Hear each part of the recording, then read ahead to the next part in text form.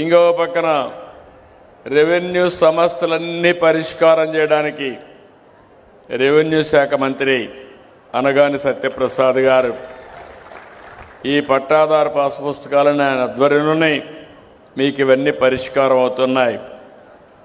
ఇంకొక పక్క గొట్టిపాటి రవికుమార్ గారు పవర్ మినిస్టర్, రాబోయే రోజుల్లో మీ కరెంటు ఛార్జీలు ఇమీడియట్గా తగ్గించలేము, అప్పులు చేశారు కాబట్టి. కానీ నాణ్యమైన పవరు కరెంటు ఛార్జీలు పెంచకుండా మీకు మెరుగైన కరెంట్ అందించే బాధ్యత గొట్టిపాటి రవికుమార్ తీసుకుంటాడని చెప్పి కూడా నేను మీకు తెలియజేస్తున్నా. ఇక్కడే నిమ్మల రామానాయుడు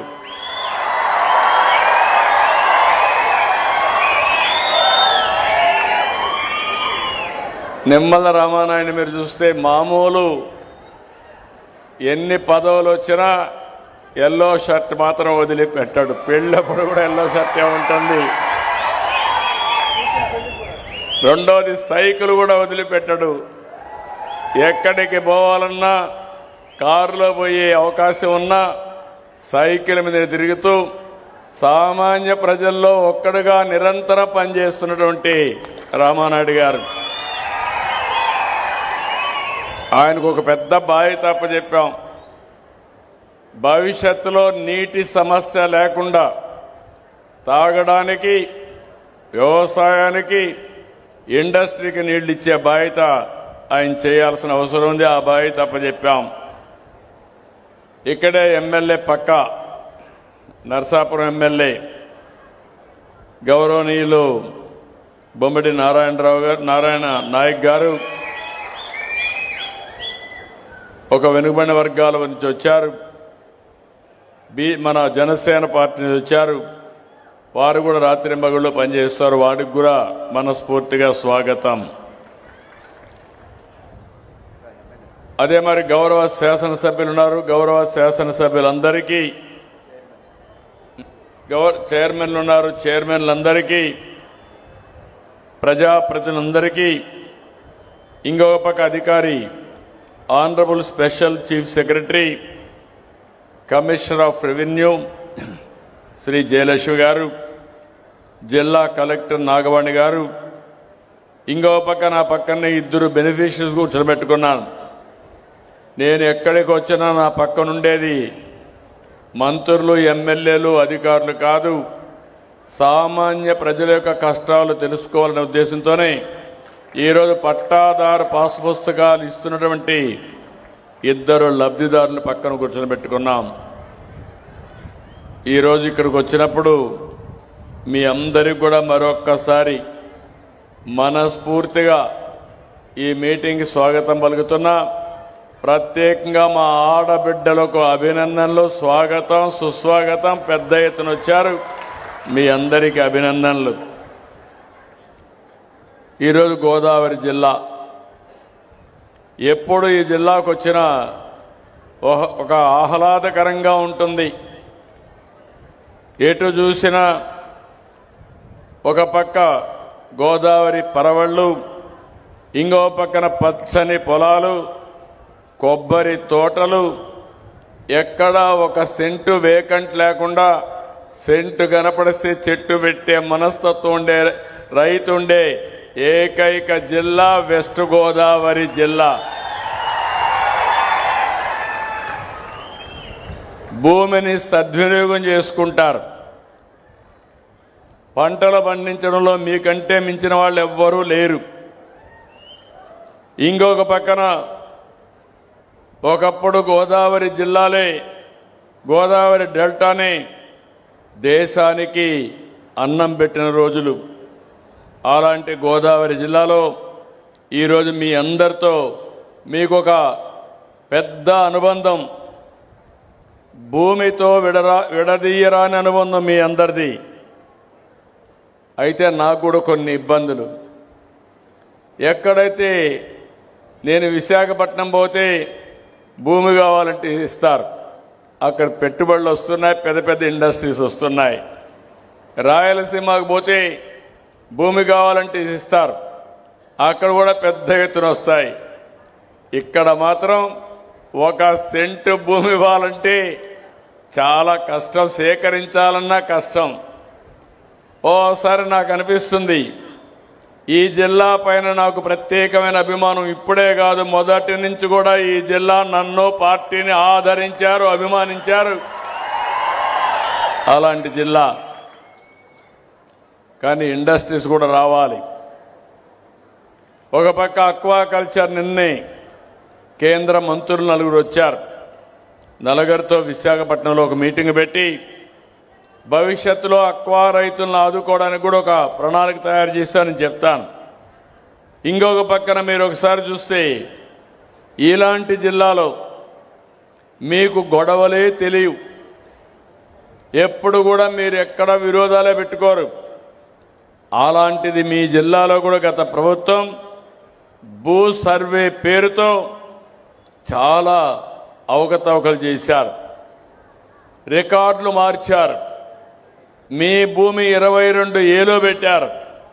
ఇలాంటి అనేక సమస్యలు చేసి మీకు ఇబ్బందులు కలిగించారు.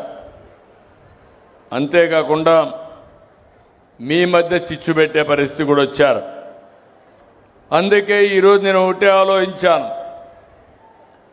ఇంత మునుపు కూడా నేను మొట్టమొదటిసారిగా 94లో రెవెన్యూ మంత్రి అయ్యాను, ఫైనాన్స్ మినిస్టర్గా పనిచేశాను, రెవెన్యూ సమస్యలు తెలిసిన వ్యక్తిని. ఇంకో పక్క మీరు ఒకసారి ఆలోచిస్తే ఆంధ్రప్రదేశ్ రాష్ట్రంలో రెవెన్యూ సమస్యలు తక్కువగా ఉంటాయి. దానికి కారణం బ్రిటిష్ వారి పరిపాలన. ఆ రోజు బ్రిటిష్ వారి పాలనలో మీరు చూస్తే ఎక్కడికక్కడ విలేజ్ కరణం పెట్టేవాళ్ళు, మున్సిపల్ని పెట్టేవాళ్ళు, రెవెన్యూ కలెక్ట్ చేసేవాళ్ళు. అదే మరి ఎప్పటికప్పుడు జమాబందీ నిర్వహించేవాళ్ళు. అంటే ప్రతి ఒక్క సంవత్సరం అకౌంట్స్ అన్ని ఫైనలైజ్ చేసి తద్వారా మీ భూమి మళ్ళా ఒకసారి రెన్యూ చేసి మీ దగ్గర భూమి శిస్తు వసూలు చేసేవాళ్ళు. అందువల్ల రికార్డులు ఎక్కడా తేడా ఉండేది కాదు. అదే నేను హైదరాబాద్ చూశాను. 9.5 సంవత్సరాలు ముఖ్యమంత్రిగా ఉన్నాను. వివాదాలు ఎక్కువ ఉండేటివి. దానికి కారణం నిజాం పాలన. అక్కడ నిజాం ఏం చేసేవాడంటే ఒకే భూమికి 10 మందికి పట్టాలు ఇచ్చేవాడు. ఆ 10 మంది ఆ భూమి చుట్టూరు తిరుగుతూ ఉండేవాళ్ళు. ఓసారి ప్రభుత్వ భూమిని కూడా మాదని వాళ్ళు కబ్జా చేసేదానికి వస్తే నేను చాలా దిక్కడ బోర్డులు పెట్టి ఆ భూమిని కాపాడిన రోజులు. అలాంటిది నాకు ఎప్పుడూ ఈ సమస్య కనపడలేదు. 2024 నేను ముఖ్యమంత్రి అయిన తర్వాత ప్రతిపక్షంలో ఉన్నప్పుడు కూడా చూశాను. మీరందరూ గుర్తుపెట్టుకోవాలి, ఒక దుర్మార్గమైన పాలన వస్తే విధ్వంసం చేయడమే కాకుండా మీ జీవితాల్లో ఏ విధంగా సమస్యలు సృష్టిస్తారో ప్రతి ఒక్కరూ గుర్తుపెట్టుకోవాల్సిన అవసరం ఉంది. ఆ రోజు వీళ్ళు చేసిన పని ఎవరికి ఎలాంటి ఆలోచన రాలేదు. ఒక కొత్త చట్టం తీసుకొచ్చారు, ల్యాండ్ సీలింగ్ యాక్ట్ అని, టైటిల్ యాక్ట్ అని తీసుకొచ్చారు. టైటిల్ యాక్ట్ అంటే మన భూమిని మొత్తం కూడా ఆ చట్టం కింద తీసుకొచ్చి ఎంఆర్ఓ, జాయింట్ కలెక్టర్, సిసిఎల్ఏ వీళ్ళు ఉంటారు అడ్మినిస్ట్రేషన్లో. అట్లా కాకుండా ఆనాటి ముఖ్యమంత్రి ఆయన అనుకున్న వ్యక్తులనేసి మొత్తం కలిసి చూస్తే ప్రైవేటు వ్యక్తుల్ని, రిటైర్డ్ వ్యక్తుల్ని పెట్టాలని ప్రయత్నం చేశాడు.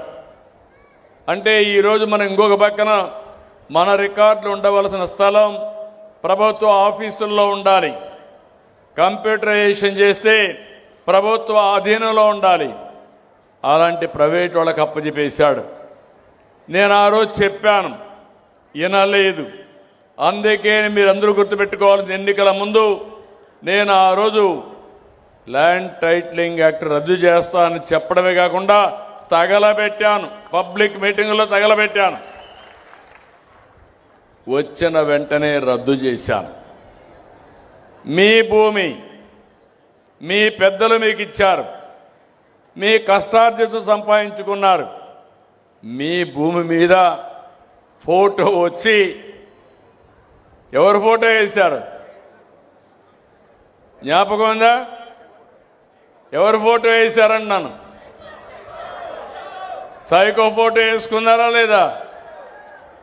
అంటే భూమి మీది, ఫోటో అయింది, నిద్ర లేస్తే మీరు ఆయన.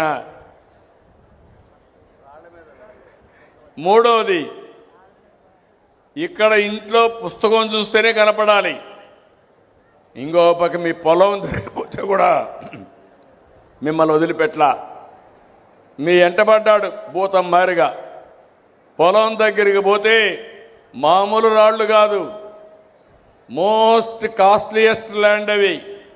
ఎక్కడంటే గెలాక్సీ గ్రనైట్, అది ఒంగోలులో దొరుకుతుంది.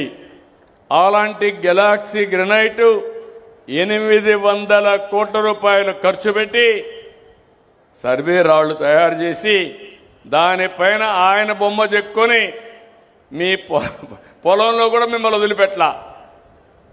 అంటే ఏం చెప్పాలి నాకైతే అర్థం కాదు. ఈ పిచ్చితనానికి ట్రీట్మెంట్ ఎక్కడుందో నాకు తెలియదు. అడ్రస్ తెలిసి చెప్తే ఆ ట్రీట్మెంట్ ఇప్పించచ్చు వీళ్ళకు. నాకే తలబట్టుకున్నాను, ఏం చేయాలని అర్థం కాదు. నాకు 1 సంవత్సరం పట్టింది. అధికార యంత్రాంగానికి చెప్పాను, మళ్ళీ ఇలాంటి పునరావృతం కాకుంటే ఏం చేయాలని ఆలోచిస్తే కడాను ఒక సమస్య పరిష్కారానికి ఒక మార్గం చూపించారు. అది బ్లాక్ చైన్ టెక్నాలజీ. ఈరోజు బ్లాక్ చైన్ టెక్నాలజీ సర్వే చేసిన తర్వాత బ్లాక్ చైన్ టెక్నాలజీలో పెడితే ఎవ్వరు కూడా మీ రికార్డు ట్యాంపర్ చేయలేరు. అక్కడి నుంచి ఎప్పుడైనా ట్యాంపర్ చేసినా ఎవరు చేశారో తెలిసిపోతుంది. ఈరోజు మీకు ఇచ్చిన పుస్తకం ఉంది, అందులో క్యూఆర్ కోడ్ ఉంది. మీ ఫోన్ నుంచి క్యూఆర్ కోడ్ చూపిస్తే మీ పొలం ఎక్కడుందో అది నేరుగా గూగుల్ మ్యాప్లో మిమ్మల్ని తీసుకెళ్తుంది. రెండవది, మీరు క్యూఆర్ కోడ్ కొడితే ఈరోజు ఈ క్షణంలో మీ భూమి మీ పేరుతో ఉందా, ఎవరన్నా మార్చేశారా కూడా వస్తుంది. అంటే ఎప్పుడు కావాలంటే అప్పుడు చెక్ చేసుకునే విధంగా ఎన్ని ప్రాంతాల్లో మీ భూమి ఉన్నా అన్నీ కూడా ఒకే పట్టాదారు పాస్ పుస్తకంలో తీసుకొచ్చిన ఘనత ఈ ప్రభుత్వానిది, ఎన్డీఏదని చెప్పి మరొక్కసారి మీ అందరికీ హామీ ఇస్తున్నా. ఇంకో పక్క నేను ఆలోచించాను, నేను ప్రోగ్రామ్ ఇష్యూ చేయొచ్చు, అందులో అవకతవకలు చేసి మళ్ళీ యాజ్ ఇట్ ఈజ్ రాస్తే సమస్యలు వస్తాయి. అందుకే మీరందరూ చూడండి, ఈరోజు ఈ కేవైసీ పెట్టాం, రైతును భాగస్వామిని చేశాం. ఇది శాశ్వత పరిష్కారానికి మార్గం. అందుకే నేను ఆలోచించింది, మీరు సర్వే చేసేటప్పుడు మీ సమక్షంలో చేయాలి. అందుకే మీకు సమాచారం ఇచ్చి ఈ కేవైసీ తీసుకున్న తర్వాతనే మీ